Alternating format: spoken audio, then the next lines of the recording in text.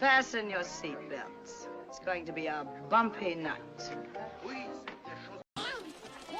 But tell me, Eddie, is that a rabbit in your pocket or you're just happy to see me? So, hello, everybody. Welcome. Trey, if you're still in the chat, I DM'd you because the story you sent, I can't tell what the article was about, and I can't open the link through Twitter for some reason. So,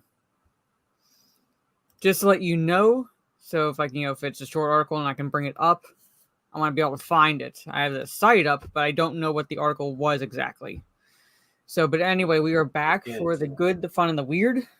You could DM me the article, and I could put it in the private chat. I will see. The thing is, even if I copy the link, it might not open because when you post a link on Twitter, it adds a weird link address, and I can't tell by right-clicking on it. Yeah, but if Trey sends it to me and I click it, and then I copy the link and put it in the private chat. Well, he could send it to you or something, but I can't tell because all I see is a picture. But there's no title. Okay, well, put it in. He put it in the open link in new tab. Oh, another Bigfoot article. Okay. Might just add that to the female Bigfoot one. I have a lot of tabs open right now. Anyway, thank you, Trey. But anyway, thank you everyone for hanging out with us. Yes, we're back for the good, the fun, and the weird, where we talk about good stuff, fun stuff, and weird stuff. And the weird stuff has basically been not entirely or solely, but for the most part, predominantly dominated by cryptids. You got some Bigfoot articles to go over. One which was shared by Stieg, and the other one was shared by Trey. Yes, female Bigfoot. Yes, but anyway, before I say hello to the chat, Stieg, let everybody know where they can find you and all that fun stuff. In bed in Norway, sleeping. But I'd rather people not look for me, though. Well, he knows, if a certain NPC gets it in the D&D game, I'm going to be looking for him. So, no matter what the roll of the dice is. Oh, I'm sticking to the dice. Yes. But anyway. So, 2 of my cosplays arrived today. So, this one I'm going to need my sister's help with because the zipper's in the back, obviously. So, I have this one.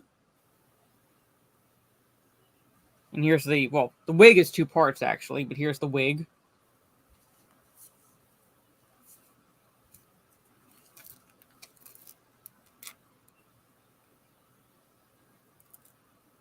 I guess that's 2 parts. I actually have to clip it here for the ponytail. And then Jade, I didn't want to pull all the pieces out. No, I'm not going to try it on right now, Megatron, but from the top, I see Trey. What is up? We were a little bit late, but when you sent this, we weren't. It's supposed to be a purple background. Kind of add a little bit of color to it. Corey, what is up? Ms. Martin uses hello. Yes, I'm almost at 300 followers on Kick. That's where I primarily do my gaming streams right now. Keely Chow, what is up? Jaluk, hello. Mr. Bentham, what is up? Mr. Toxicity, you all see that Robin director crying? Yeah. Oh, we knew it was going to be shit. We knew it was going to be torn to pieces even before it was released. But yeah, crying. It's no, people are a bit criticizing my show. So Liz is back in the news, yeah. So, well, I don't know, but I don't know if it's fair to female Bigfoot to compare her to Lizzo. At least the female Bigfoot is trying to hide. Yes. You see, the thing is, if this were Carol Danvers when she was Ms. Marvel, then I'd say yes. But as current day Captain Marvel, even though I was in the Air Force, even though I don't think she was Air Force in the movie, I would say no. Thank you for the suggestion, but no.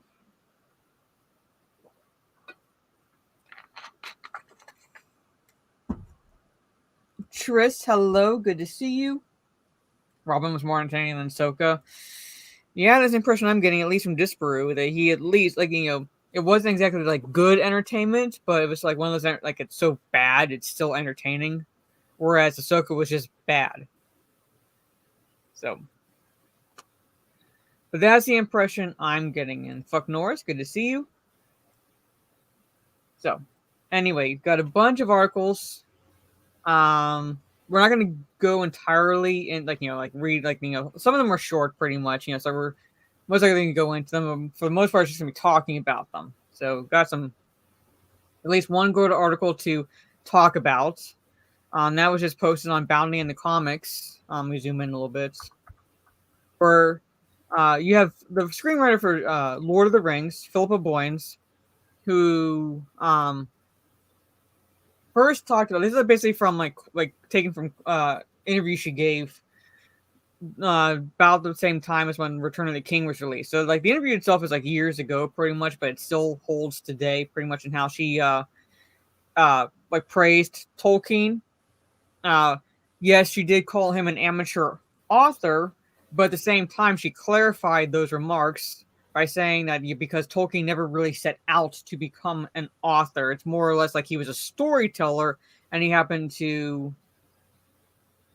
you know, like, you know, it's like he one day on the back of a student's exam, he wrote, "In a hill there lived a hobbit," and from there sprang forth basically the stories of Middle Earth, pretty much. So it's like he never really set. So to clarify, he never set out to be an author.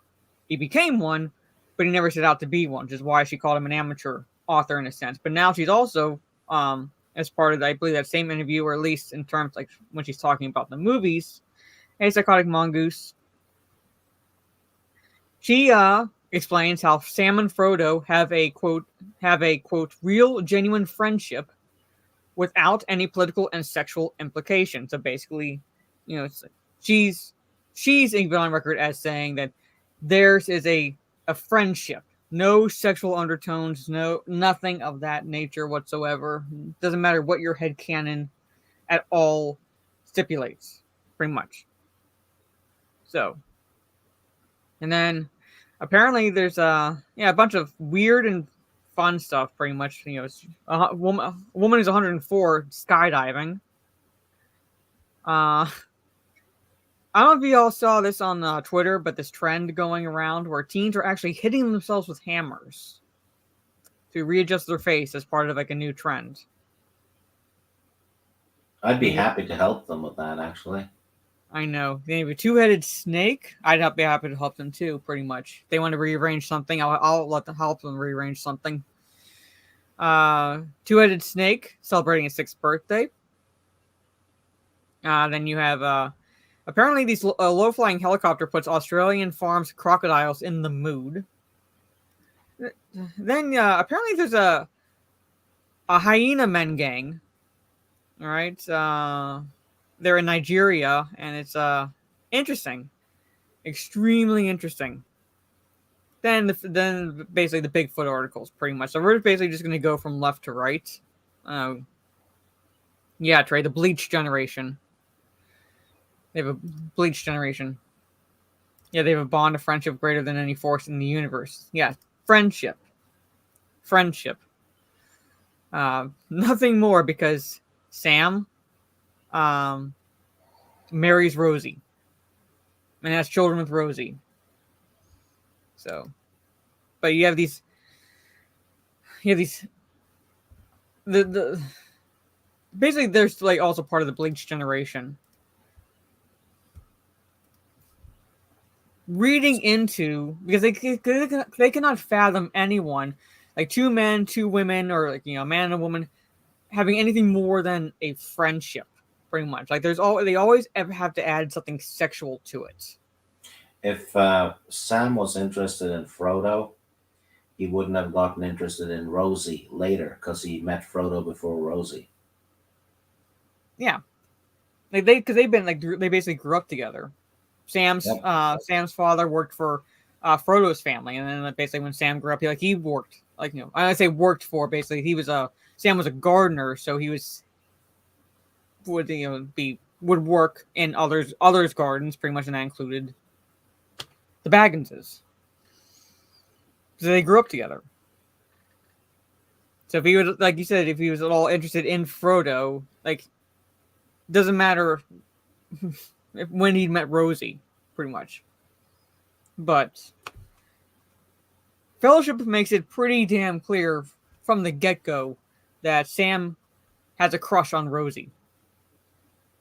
He has a crush on Rosie, and he's like just too nervous, too shy to even do anything about it. But he has a crush on her. Yeah, but Mara, everything's gay. Yes, Frodo was. Yeah, like I said, Frodo essentially was his boss, like in a sense. So it was one of the situations where Frodo ended up essentially becoming his boss, but they were childhood friends. So, along with Merry and Pippin, basically. These four were pretty much grew up together. So the Lord of the Rings film trilogy screenwriter Philippa Boyens made it abundantly clear that there was no intention to depict Sam and Frodo as sodomites, as many woke activists are attempting to do. In an interview conducted back in 2003 during the promotion of Return of the King, Boyens was asked how the film depicts real sentiment between Sam and Frodo rather than manufactured emotion. She answered, I think what I like about that is that Sam I think it is an understanding, a shared understanding, which is why we deliberately put in the beginning of the movie Sam's belief that there would be a return journey. It was very important. You didn't want to palm it. You just wanted to slip it in there. We didn't want to do a big, huge setup. Just getting them there that Sam has an expectation that there will be a return journey. Boyens continued, in that, I think that little scene where he says, I don't think there's going to be a return journey, and Frodo looks at him, something passes between them. Which Frodo actually knew already, which is there was no going back. They weren't going to survive this, and that's how they go forward. That's how they proceed, and that's part of their stoicism and heroism as characters. And the only reason they can do that is because they are together, she asserted, and I think that's a lovely bond, and it's lovely to be able to do that between two male characters without any other kind of political implication or sexual implication. It's just the truth of a friendship, a real, genuine friendship, and is quite clean. And I think it plays to the experience of J.R.R. Tolkien, who obviously went, and even though he hated the allegory of the World Wars, I think you can feel this was written by somebody who went through something like the trenches in World War I, she concluded. To include, I believe, as Tolkien actually lost one or two friends in World War I. Because he actually, if you think about it, yes, Tolkien hated the term allegory, but if you read about, read anything in Tolkien's biography and the friendships he formed when he was a young student, and how it evolved, as they got older and everything, you can see a little bit of an inspiration there in his depictions of Frodo's, Sam's, and Merry and Pippin's friendships, their relationships. Yeah, pretty much. Frodo likes women. Sam likes women. Pippin marries. What? I can't remember the character's name.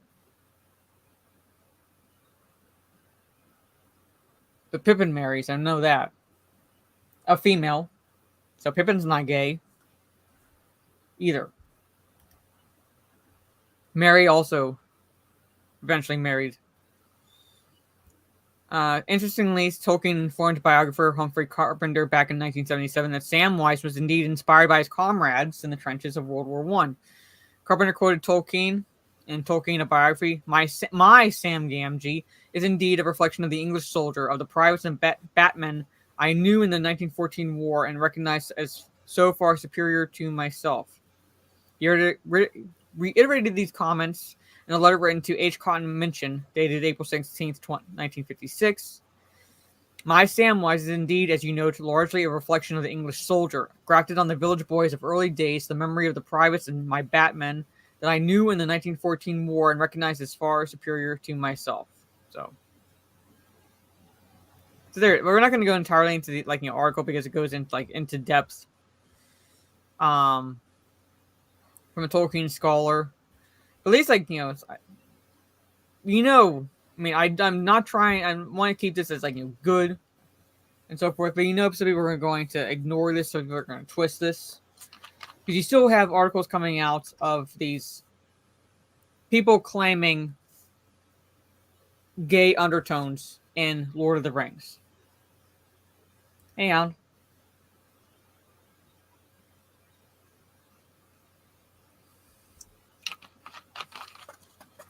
And plus, there's a reason why Frodo himself never married is because of the wound that was inflicted upon him when he was stabbed by one of the ring wraiths. He was pretty much forever dealing with that. He was never. When I say he was never normal when he returned, I don't mean like he was crazy or anything like that. But he was never the same. So he never really returned to his life prior to leaving the Shire. Unlike Sam, unlike Merry, unlike Pippin. He was still dealing with that trauma. Hey Dario, people claim gay undertones and everything. They literally don't understand close friendships. No, like I said, it's like they don't understand close friendships, and they can't fathom anything that anything could be just a friendship. They always want to add something sexual to it. That's because they never had sex or never had a friend. So, which is, I would say, true. I was full on would say true, pretty much. So, now, like I said, and now this is coming out, and I'm going to wait and see how those who are trying to dismantle Tolkien's work try to spin this, if they at all do. Hey, Sultan. Yeah. Well, I mean, it was brutal, but it's most likely true. If you looked at these people, yeah. If you looked at them, that they are literally the unfuckables. Yeah, but you can tell they don't know how sex functions, and they don't know how friendships function. No. So that means they have had neither. Yeah. So I'm not being mean about it. It's just that's what it comes off as. Well, yeah. So I'm saying, yeah, they pretty much do, because they can't fathom themes of brotherhood, loyalty, anything of that nature. They cannot fathom those things because they never experienced anything like that. They are so superficial that anything beyond those skin deep qualities,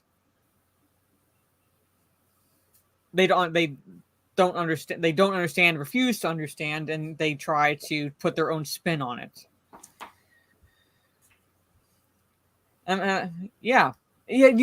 Okay, first off, I'm not going to go into this article. I'm going to share, but I watched Star Wars Rebels. I will full on admit I watched it pretty much. It was one of those where it's a train wreck, and I had to see where the train wreck would end up pretty much.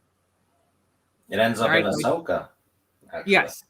Well, now it ends up in Ahsoka, but at the time it ended with the stupid Ezra somehow trapping Thrawn on a spaceship and going to hyperspace with these space whales, pretty much. Which is a double plot hole. Yes. Because they enter hyperspace from within gravity. And they do so with an open window and no shields. Yeah, so imagine being hit by space dusts and little rocks and stuff at light speed. Millions of little rocks hitting you at light speed. Should be dead. Yeah, but remember Filoni was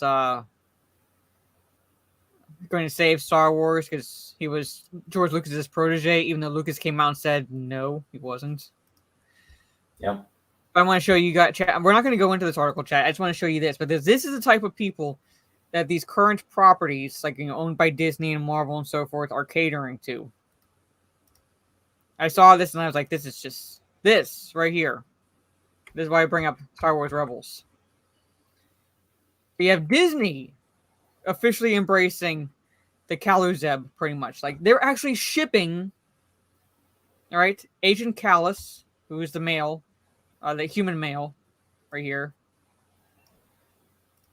and Zeb. A blue monkey. Yes. They're actually, So bestiality. Yeah, This is the type of people that are at reading their own headcanon into Lord of the Rings. They're the ones that are ones claiming that there's a queer readings and shit like that, pretty much. They're, like this. This is what we get. Yeah. This is what the fandom menace attacked us for not falling for. Yeah. So we're getting this. And they got Ahsoka. So good job, boycott. Good job, boycott. Anyway, but there it is. So I wanted to basically forgetting the Star Wars Rebels shit that the shipping and everything. I figured I'd go into that Tolkien article because it's at least, like I said, good, positive, pretty much. Yes, it's from an interview from 20 years ago, but it still holds true today. No matter what these people try to read into Lord of the Rings, pretty much. No matter what Rings of Power tries to dismantle with their butchering the lore, pretty much. It still holds true. So that could be, I don't know, that could be like another periodic stream or something talking Tolkien, because there's a lot to go into with Tolkien. Well, they ended up being just bros on the show pretty much, because they were kind of enemies, and then true Disney Star Wars fashion, and it's like no one's ever really bad. Oh, Kenobi's bisexual now. Yeah, so he was wanting to shag an underaged apprentice in one of the new novels, I think it was. Oh yeah, I remember that. Yeah.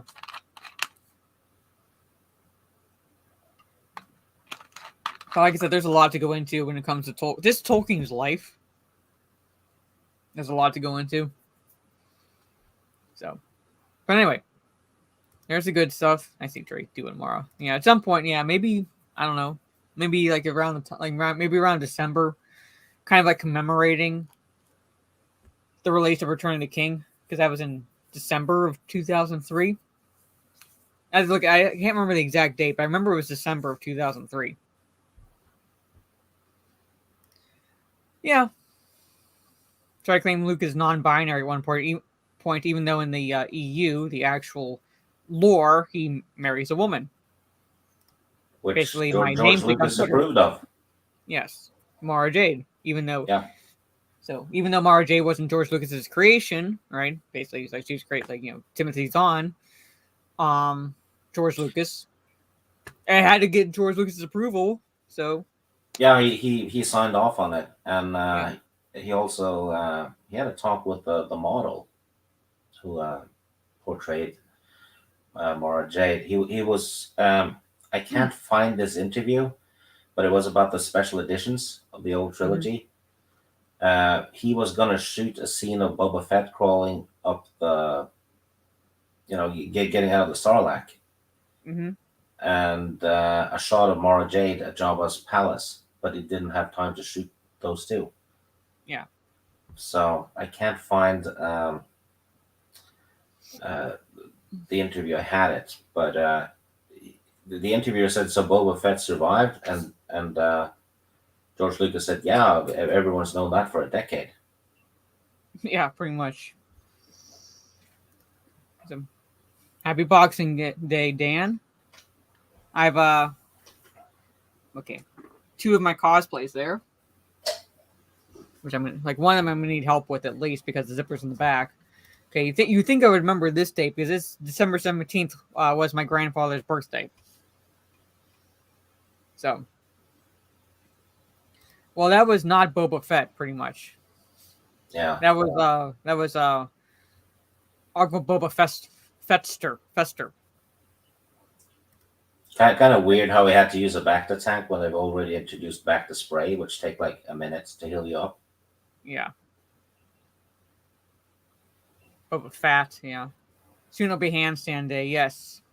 As soon as I can get my sister basically to be free to take a picture, pretty much. Anyway. So, I guess I'm just going to go from left to right. And I think the next one I have up is... All right, where are you? I have so many links open. This one here. So basically, you go granny. 104, Chicago woman 104 skydives from plane, aiming for record as the world's oldest skydiver. So instead of going to heaven, she comes down from it. Pretty much. There's when I was deployed to Turkey, there's actually like you go on one of the tours, there's actually an area where if you go up, like they have signs, go up to heaven or down to hell. And the joke is it's easier to go to get to hell than to go to heaven because of the trek. But you look it up in Turkey, heaven and hell.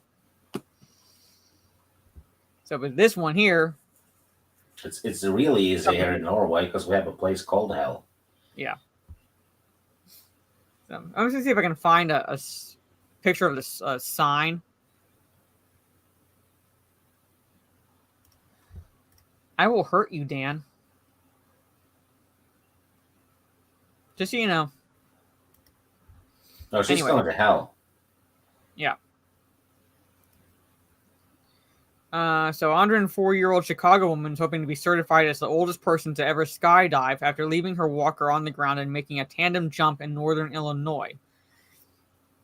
Age is just a number, Dorothy Hoffner told a cheering crowd moments after touching the ground Sunday at Skydive Chicago in Ottawa, about 85 miles southwest of Chicago. She's right about it, though. Age is just a number for a lot of things. Yeah. Mm-hmm. Oh, yeah, I'm a full believer in that.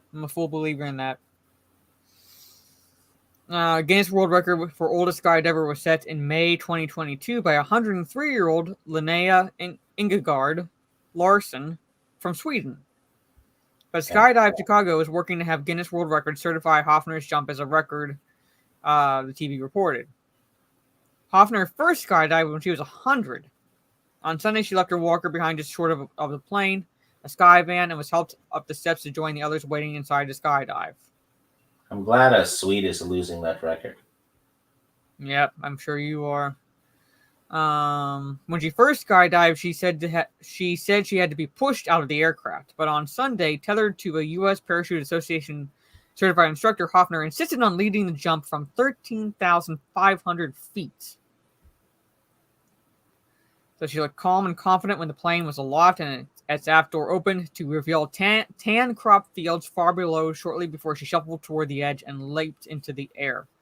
There's a line from Heartbreak Ridge that I love. This is why I won't jump from a plane.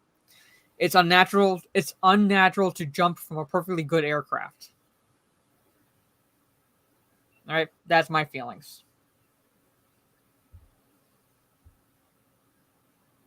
Yeah, she left her walker too. Yep. So they're trying to get her certified pretty much. The dive lasted 7 minutes, including her parachute's slow descent to the ground. Coming into land, the wind pushed Hoffner's white hair back. She clung to the harness over her narrow shoulders, picked up her legs, and plopped softly onto the grassy landing area. And she is set to turn 105 in December. And she might take a ride in a hot air balloon next. So if she turns 105, that means she was born in 1918. If she's born in December, she's about a year younger than my grandfather would be if he were still alive. Because he was born in 1917. She would be about a year younger than my grandfather. So I just use an inflatable raft like Indy. I bet you do. Yeah, certified G. Never too old to try new things except for trying to be president. Well, I think she has her faculties to her, unlike Biden. So Gravy wants to bang her, apparently. yeah, I'm pretty sure. Yeah. Now, I wouldn't say she lived in the Wild West. Pretty much, she was born in the. Well, I mean, within the first 20 years of the 20th century. So not exactly the Wild West, but I would say like when the Wild when the West was actually becoming more modern. So anyway, so there it is. If she's going to be 105, she would have been born in 1918. Late 1918. I think that was when my grandmother was born. Yeah, like I said, my grandfather was born December 17th, 1917. So yeah, so she would have been born 1918. So about basically a month after the armistice or the Treaty of Versailles, when World War One ended, when World War One officially ended, November 11th, at 11 a.m. on 1918, pretty much. She would have been born about a month later, because World War One officially ended November of 1918. And incidentally, unfortunately and tragically, there were soldiers dying up until right before the treaty was signed. That they were still fighting up until the point the treaty was signed, and then done. So there were still people dying up to up to almost a minute it was signed. It was the war, it was still fighting was still going on. But she was born about a month later. I mean, not knowing her exact birth date, I can only speculate, but I'd say roughly a month, maybe a bit more, but that's it. But there it is. So she's born the same year that World War One ended. So let's talk about this new trend. Whereas I'm sure a lot of us would be happy to oblige these idiots.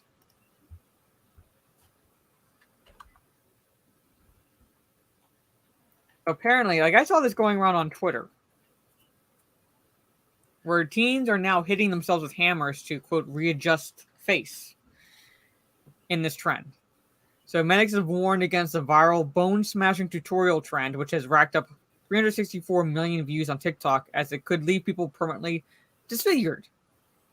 So basically, all of them are bucking for gold in the Darwin Awards.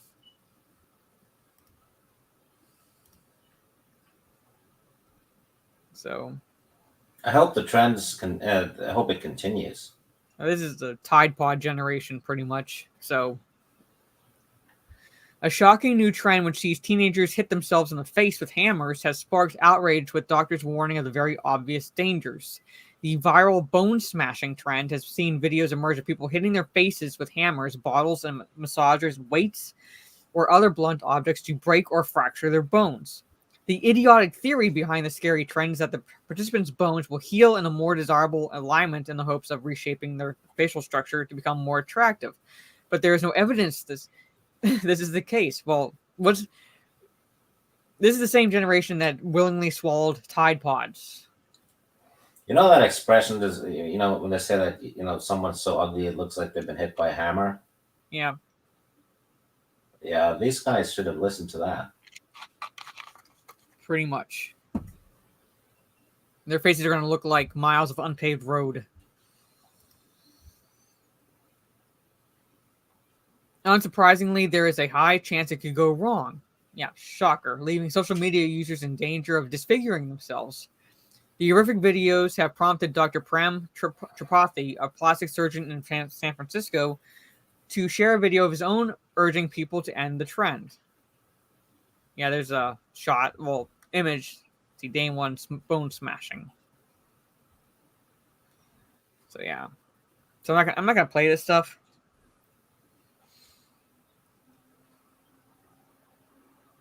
Yeah, so I'm not gonna play his sound, but is that a jackhammer or is that a massager against his chin? Yeah. So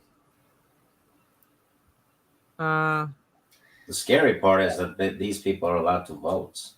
Yeah. It says if you displace those bones and then they have to heal on their own, you can end up with a malunion fracture, which occurs when a fractured bone heals in an abnormal position. He explained that these fractures can lead to health complications if the bones are not healed properly. Yeah, you can get all kinds of infections. Yeah. You know, you could actually go septic as well, which means they'll be shit-faced. Yes. So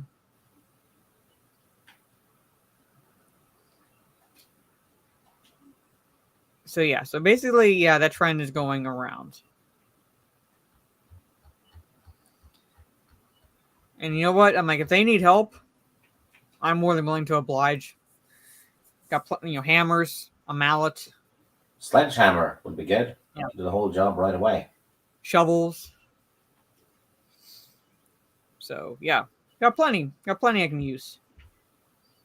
And they can also drive. Yeah, we trust them behind the wheel of an instrument that can kill someone. They probably remove the airbags in case they get a freebie. Yeah, well, they should. Yeah, trades like a volunteers tributes. Well, see, they're idiots. Pretty much. Just be happy with what you have, stupid kids, yeah. They probably watch Rings of Power.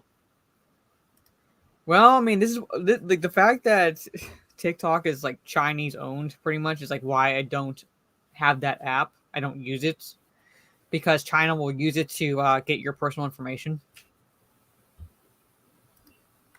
So I don't have it on my phone. I refuse to use it. If there's a video going around that like is made its way around TikTok, I find it through other means, pretty much.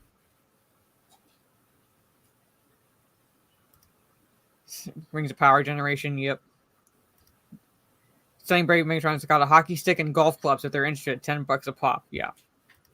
But there it is. So that's the new trend going around, pretty much. So they've essentially moved on from Tide Pods and are now readjusting their faces. Like I said, I'm perfectly happy to do it for them.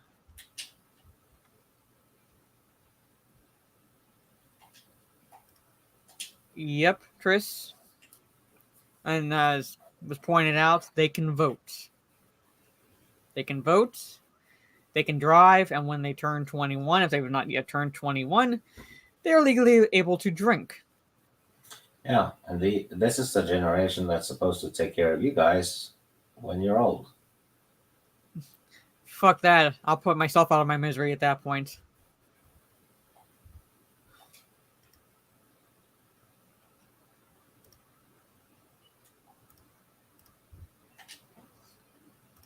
So who wants to sing happy birthday to a two-headed snake?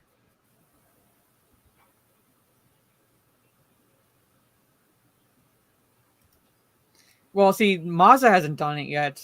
The doctors and his parents did that pretty much when he was born, because they didn't look human to them, so they figured hit it with a hammer. So we want to sing happy birthday to a two-headed snake. There it is. Sixth birthday. So 12th. Yeah. Missouri Department of Conservation announced it will hold a 6th birthday party for one of its rarest animals, a two-headed snake. The female two-headed western rat snake, named Tiger Lily, was found by a family in Stone County in autumn of 2017 and donated to the Department of Conservation's Shepherd of the Hills Conservation Center. The department announced Tiger Lily's birthday will be held Saturday at the Scenic Overlook parking lot.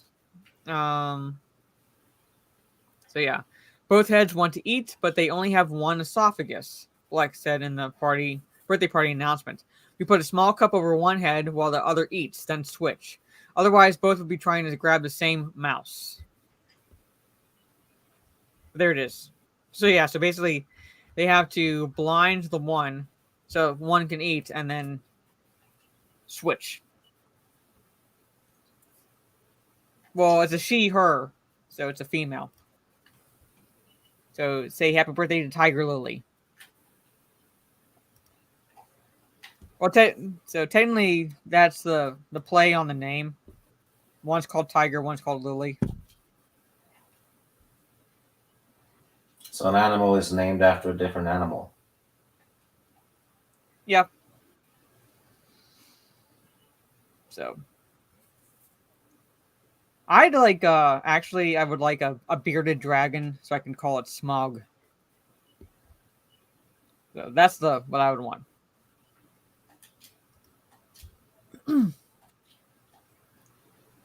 As well as a rat, one or two rats. One I would call Winston Smith, and the other I would call Reaper Cheap. What about Clemens? And then a fox bat that I would call Bruce. If it's a male, pretty much. But yeah, no, I'll leave Clemens to Teresa. So, but there it is. So basically, happy birthday to Tiger Lily. Get you a T-Rex, yeah.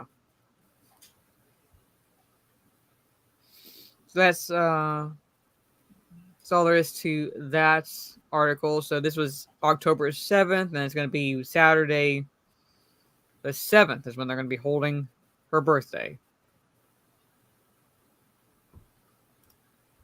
There's that. Now, I haven't read this article, but judging from the fact that it's getting crocodiles in the mood, you have to wonder.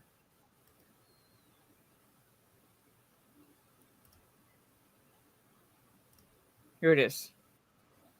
So a low-flying philo, right, puts Australian farmers' crocodiles in the mood.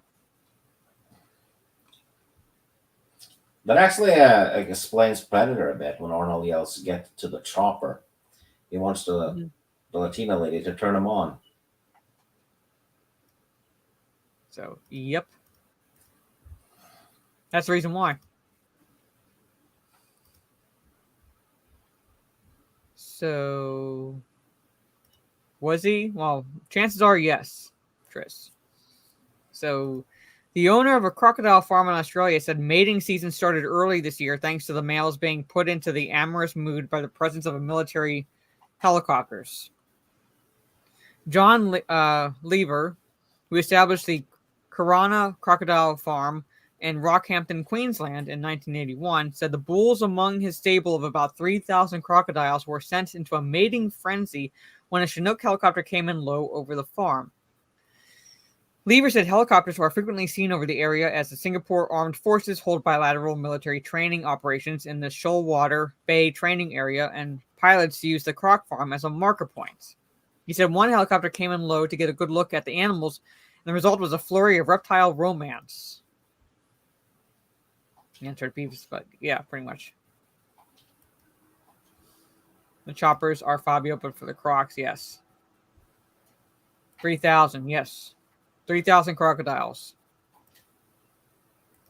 I had to ask, because Mazza's from Queensland, so what they ask him if he's knows this area.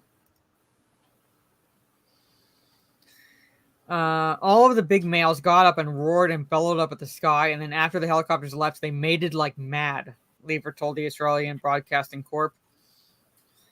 There's something about the sonic waves that really gets them stirred up. Cameron Baker, a Charles Darwin University researcher who specializes in crocodiles, said the animals might have mistaken the sound of the chopper for the call of a competing male. It might be producing a very low frequency thump thump as it hits the water, Baker said. That may just coincidentally be similar to some of the sounds big male crocodiles produce to say, "Hey, this is my turf," we're still not sure how they use the sound and what it communicates. So, Professor Craig Franklin, a professor of zoology at the University of Queensland, suggested the helicopter's low altitude may have caused the crocs to detect a change in the barometric pressure similar to a thunderstorm, which often signal the start of their mating season. So, two possibilities, but regardless,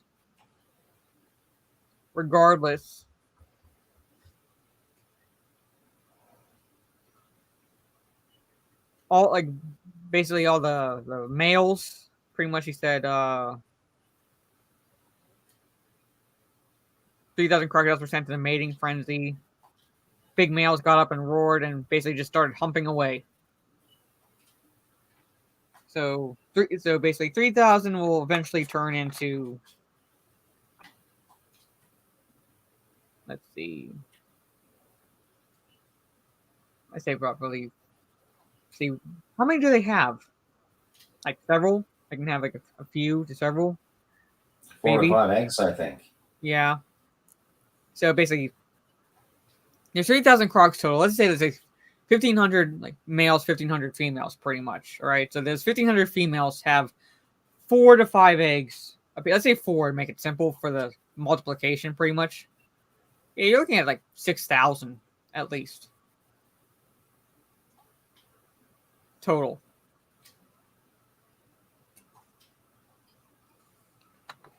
I hate those animals. Yeah. 6,000 is to 7,500. If they all mated, pretty much. So many babies, yes. So we'll just have Mazza wrangle them up. So yeah, I've actually always been fascinated with crocodiles because they're like sharks. Evolutionarily, there's barely been any change to their species, and they're thousands of years. So yeah, they're kind of basically like dinosaurs in a sense, and they've evolutionarily they've barely changed, but with the exception of like size, pretty much, because obviously there's less oxygen in the air, so creatures aren't getting as big as the dinosaurs got. But at the same time, it's like in terms of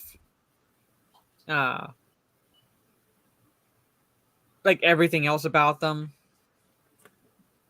barely changed. Sorry for the sound. That's the sound. I feel horny. Yes. Some even ate dinos. Yeah. So yeah, so I find them fascinating, like sharks in that regard.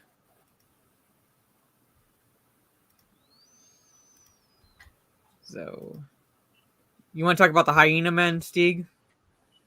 Sure. They apparently use voodoo to control and tame dangerous animals. Yeah, they're doing those racist stereotypes. Yes. So yeah, racist stereotypes, ladies and gentlemen, when there's an actual street gang called the Hyena Men Gang, using voodoo to control and tame dangerous animals as part of their death-defying traveling circus, using potions to make them immune to venom. Yes, Hyena Men, separate words, pretty much, but yeah. Robert E. Howard got labeled a racist for having Hyena Men in the Conan. But stereotypes, ladies and gentlemen. But stereotypes. And Trey wants Hollywood to make this a thing.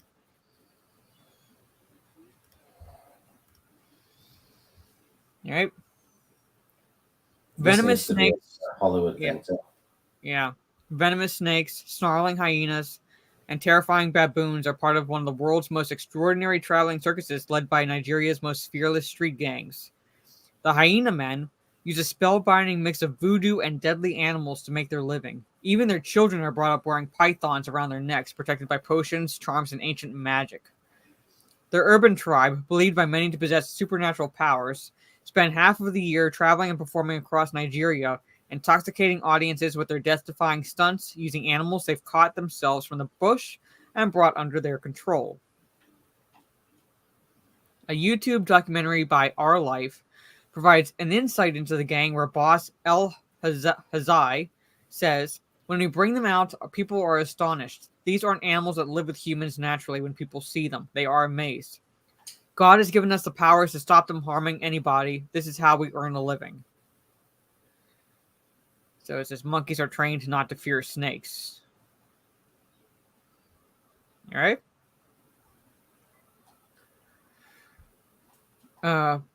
Barao, a veteran hyena trainer of 50 years, began his career at age 9 and puts his head inside their jaws and rides them like horses as part of his act. We use plants that we drink to give us power. If animals hold us or bite us, it doesn't hurt.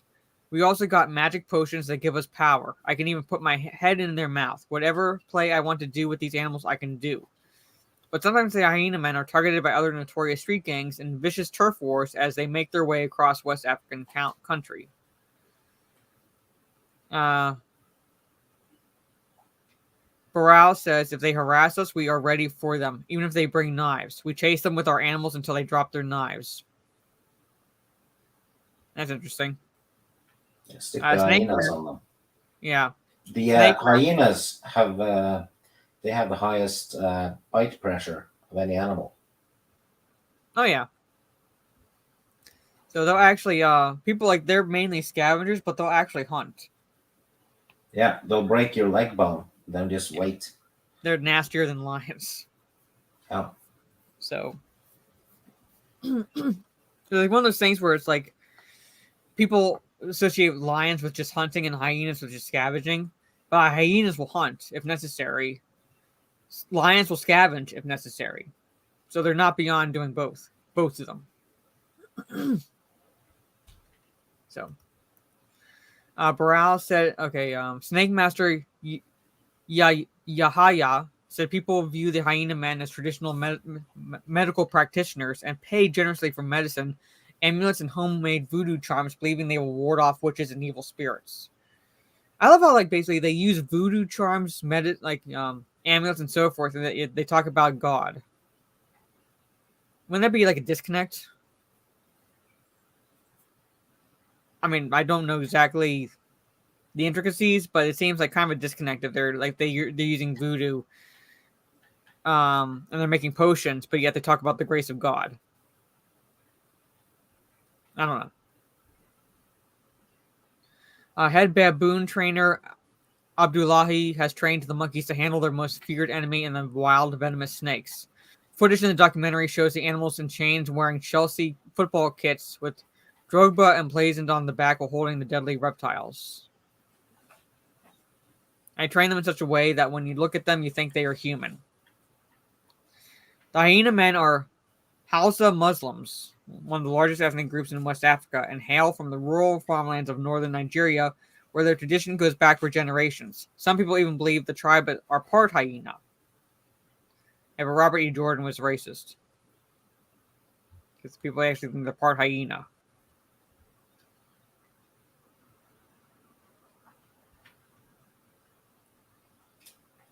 Yeah, so gives me a D&D idea.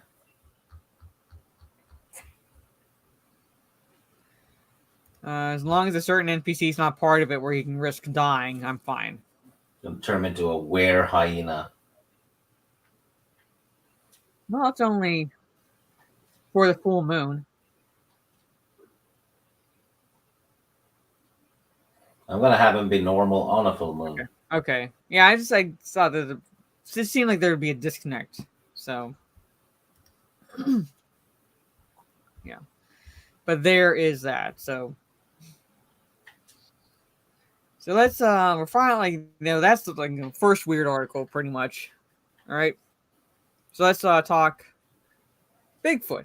Now I'm gonna bring up Trey's article first before we go into female Bigfoot. Get so many movie ideas, pretty much, yeah.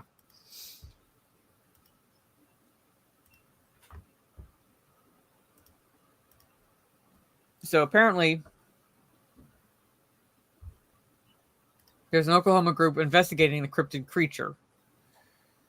So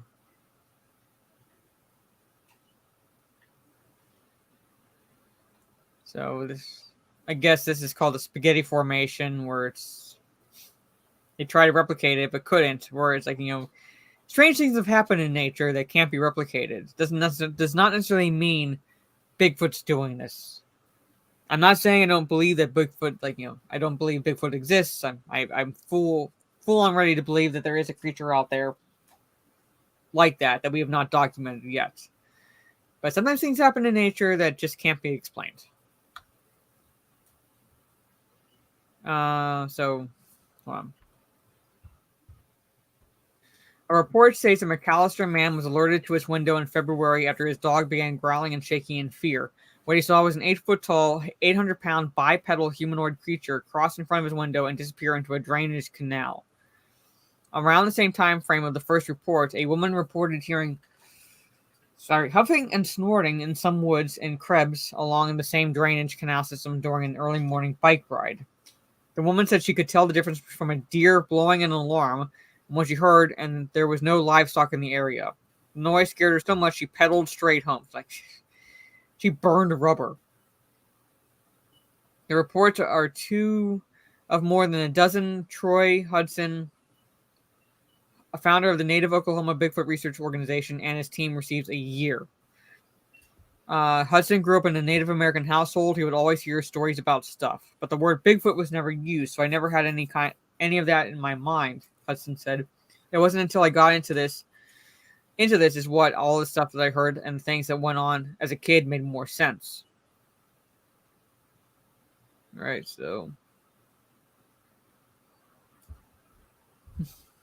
they basically have this Oklahoma group. So you guys live in the Oklahoma area, look these guys up. So I'm not going to go fully into this article. There's a Bigfoot conference in Honobia on October 6th and 7th, so this Friday and Saturday, where they speak at schools, libraries, and other public and private events around the nation. When asked to define what Bigfoot is, Hudson said the creature is flesh and blood, but they are also spirits. They are another tribe of people. They are not an animal. They predominantly live in family groups. I believe, I think, there's a little bit to that. I can see that. At least in I'm not saying the spirit aspect, but in the family dynamics, I can see them, Bigfoot creatures doing that. So we'll go from this one. All right, this is the article that Trey shared. Yeah, I mean, like I said, I'm willing to believe, pretty much, but I need more than blurry, grainy images, video, pretty much. In the age of smartphones and drones and everything like that, you would think that at some point we would catch one clearly, and we've yet to do so. I'm just saying, I have a healthy level of skepticism where I want to believe, but at the same time, I'm not going to just jump at every possible piece of evidence, especially if it could be explained by something else.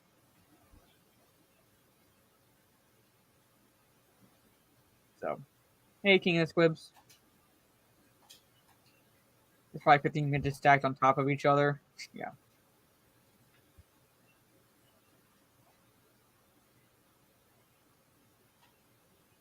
But here, let's talk about female Bigfoots, because apparently there's a female Bigfoot photographed, which kind of ironically, morbidly so, is kind of what we had to deal with in one of our D&D sessions, in a sense. Where Tucker and Dale were dumber than they were as adults and called the little creature Smallfoot.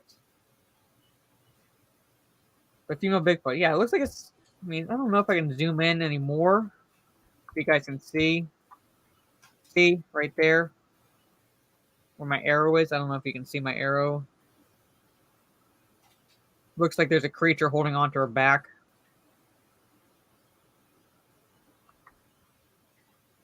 I can kind of see it. Furries coming out of the woodwork, yeah.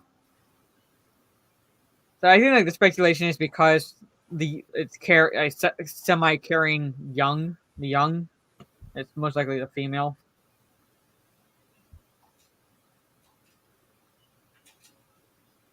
Images reportedly showing a family of Bigfoots hanging out in the woods could be one of the clearest of all time, but not everyone is convinced. The high-resolution snaps are said to have been taken in upstate New York and show an alleged Sasquatch in frame with what appears to be a baby on its back. The images are understood to have been taken in Beacon in New York State in the U.S., which is reported to be a hotspot for sightings of Sasquatch. I don't know. A dedicated blog was even started up to look at images from the area, despite the suspicion surrounding their validity. A blurb from the blog, believed to have been started in 2014, says, "I started this page in response to the numerous Bigfoot sightings in Beacon, New York area over the past year.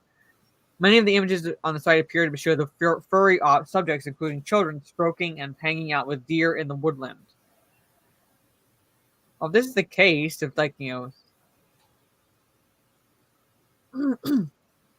then when they're do they have these trail cams set up? Is that how they're? Is that where this image comes from? Because many of the images on the site appear to show furry subjects, including children stroking and hanging out with deer in the woodlands.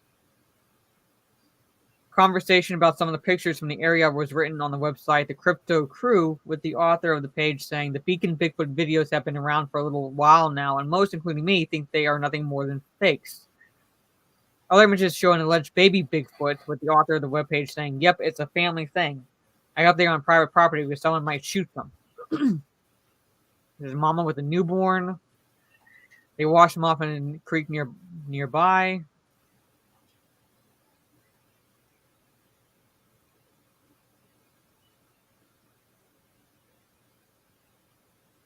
So big Bigfoot on its back. So others, however, were less into the idea that this could finally be Bigfoot. One person said, "Nope, looks like Quasimodo." Another added, "It could be, but it isn't." One skeptic added, "Nope, if it looks human in size and proportion, it's much more likely a human than it is a Bigfoot. Nothing about this picture speaks to the anatomy of anything but a human. If a human could fit in the suit, that's probably the answer." That's the thing I would say, because it looks... I mean, granted, it's from a camera, so we're not sure where the camera's positioned, how close the creature is to the camera, if there's a zoom lens or anything, but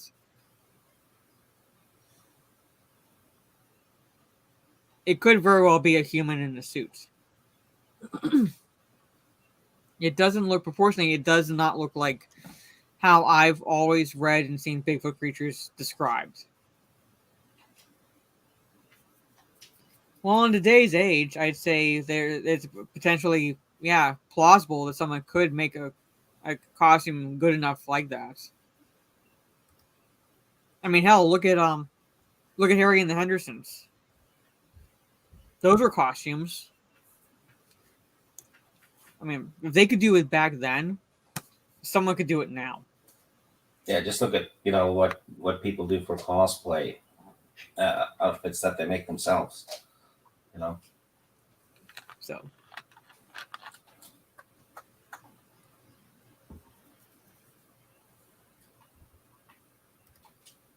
when I went to Canada, I was in the area where there were said to be Bigfoots for 2 months, and I saw nothing. I was disappointed. Yeah. Well, I don't know. I mean, typically in the animal kingdom, females are typical in the animal kingdom, females are differentiated from males, and typically because,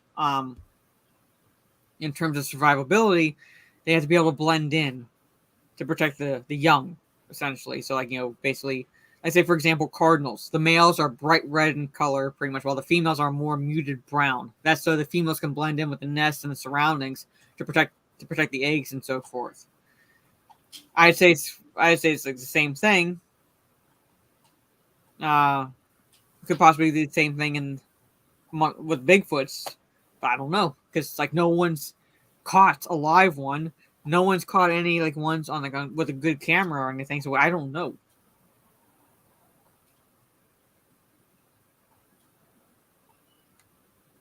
So the thing is, so it's they could be bigger, but I'd say probably more or less because,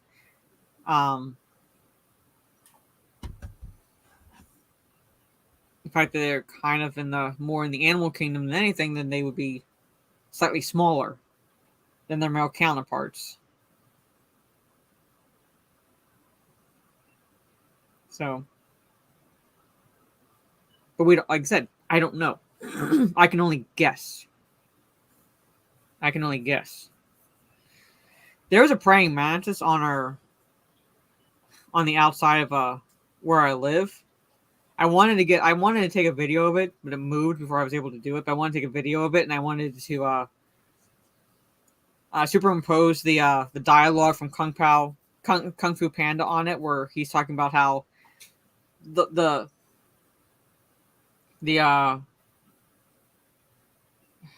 he's talking to Tigress, Monkey, and they're saying about how you're all bigger than your action figures, except for you, Mantis. You're about the same.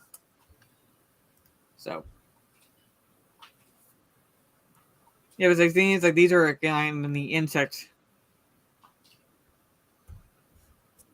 genus, insect family. So, I don't know. Like I said, in the age of smartphones and drones and everything like that, so you would think that, and trail cams, where you can get a pretty good damn good trail cam setup. No one has yet found anything conclusive to the point where I'm looking at this picture and saying that could be someone in a costume. And all they have to do is create a baby Bigfoot for its back, pretty much. So I don't know.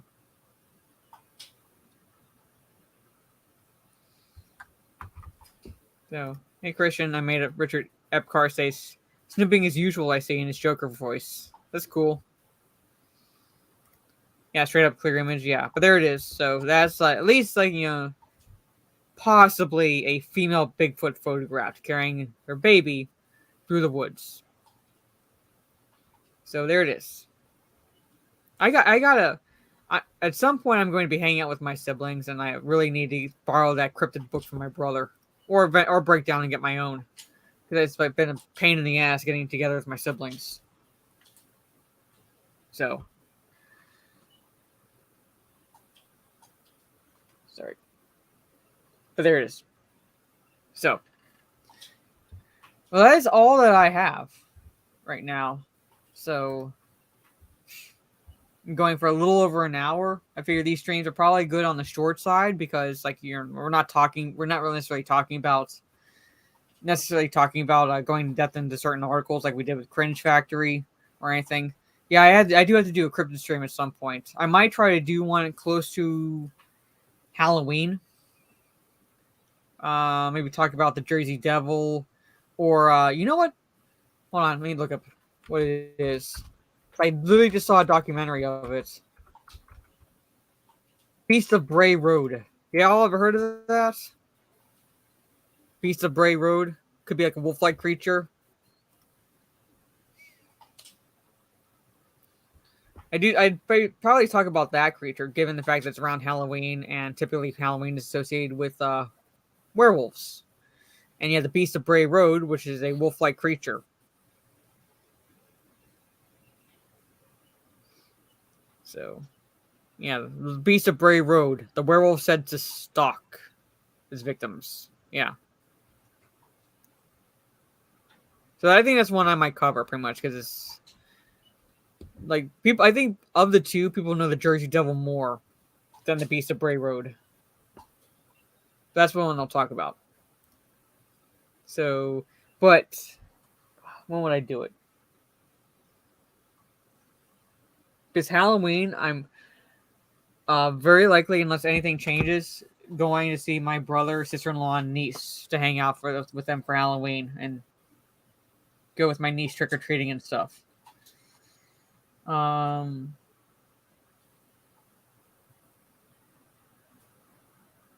I don't know. I might do it maybe the 28th in the afternoon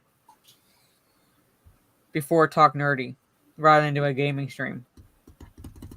We'll see. Yeah, so Halloween's on a Tuesday, and I'll most likely be at my brother's place. So I wouldn't be able to do it Sunday because Sunday is D&D. Monday I'm playing the Mass Effect games, So Saturday would be the only time around Halloween, and I'd be able to do it.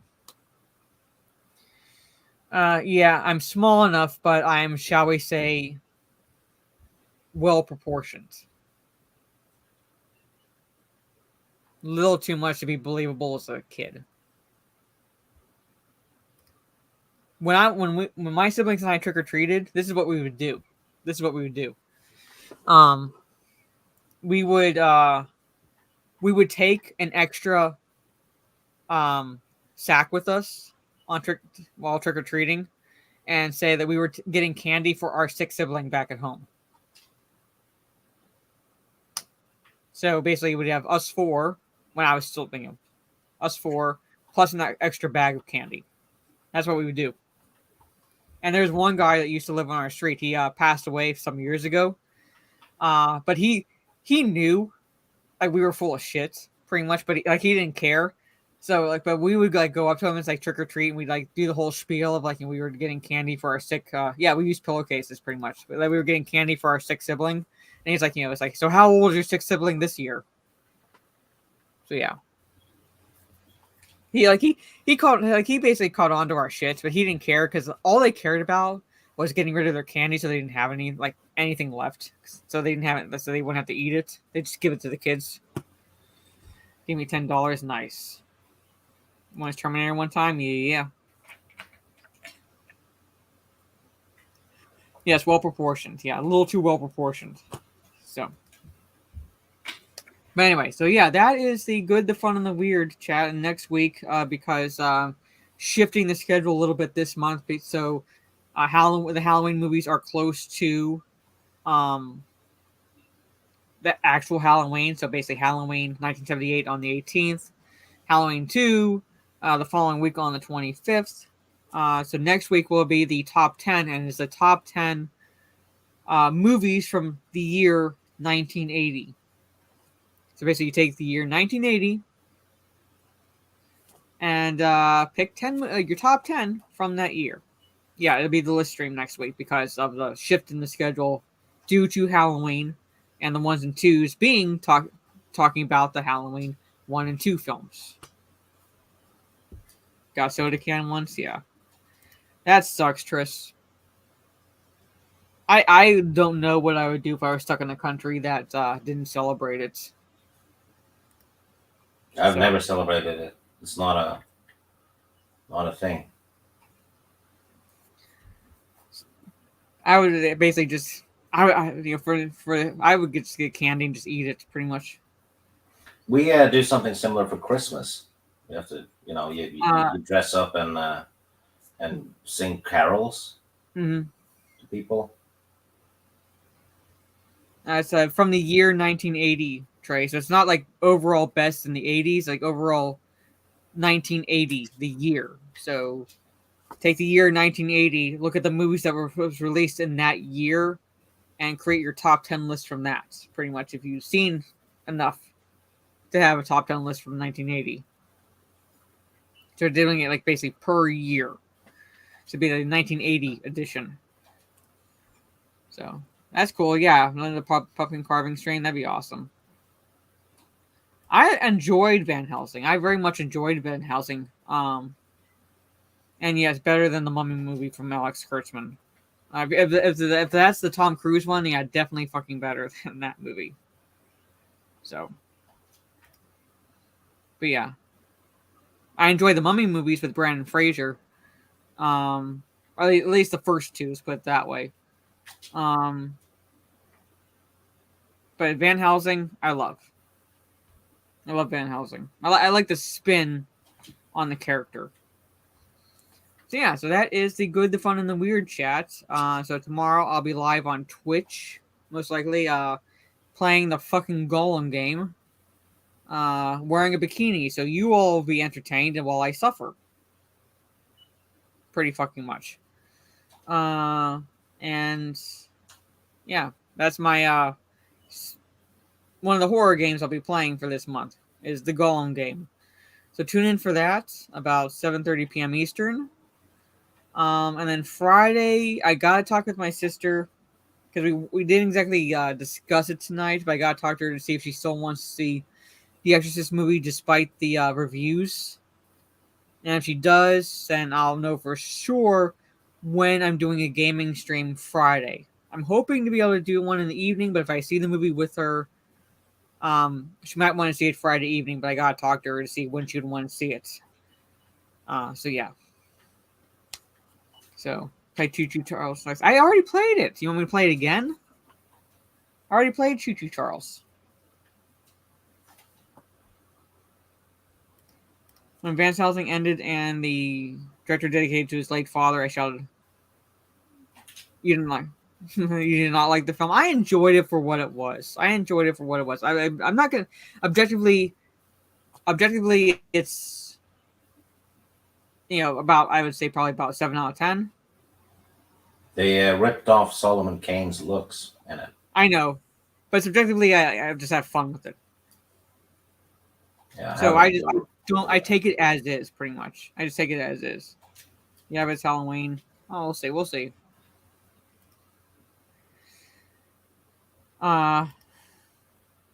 Gravy wants me to suffer.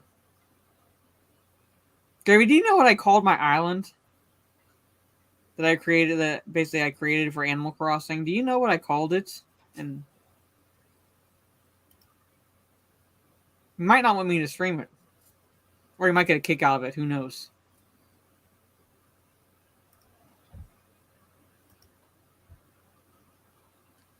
Well, Bukkake Island, yes. I called it my island, Bukkake Island. You know what that is, Gravy?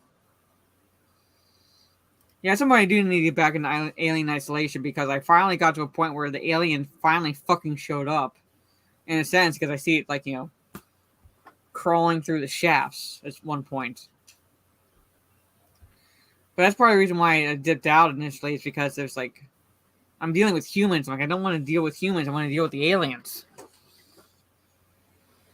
Yeah, so there it is. But anyway, so again, thank you to everyone. I finished Event Horizon today, and it's just as messed up as I remembered. So tomorrow I'll be watching Cry Wolf for Schoolhouse Screams. So that's gonna be interesting. The movies I'm actually looking forward to watching are the meta horror ones, which is Cabin in the Woods, and the movie in a movie, which is Final Girl. So, but anyway, Stieg, let everybody know where they can find you and all that fun stuff. Top 10 here next week. Yeah. Watching Alien right now. Yeah, that's because it's set in space. So, I would say Event Horizon is like a haunted house movie set in space. Is how I would describe it. You're watching Conjuring for the first time. Let me know what you think, because I very much enjoyed the first Conjuring movies. Conjuring 1 and Conjuring 2. Conjuring 3 is hit and miss. So. My island's called Sleep Easy. Sleazy. Anyway. But thank you again. Next week is the top 10. Tomorrow I'm playing Gollum on Twitch. Friday's up in the air as far as when I'm going to stream, particularly the gaming stream, so I'll let you all know once I know for sure. At some point, for one of the streams, probably for Mass Effect. It'll be Samus. Alright, Samus playing Mass Effect. So I'll basically be cosplaying next Monday at the very least. You'll see that. So Samus playing Mass Effect 2. So there it is. But thank you everyone again. Have a good rest of your day or evening, depending on where you are in the world. And we will see you all next week. And I will see you all tomorrow on Twitch. So take care and peace.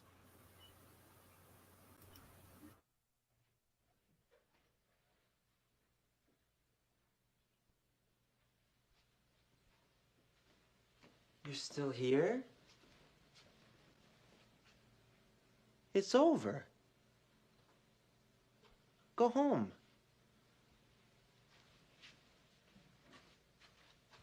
Go.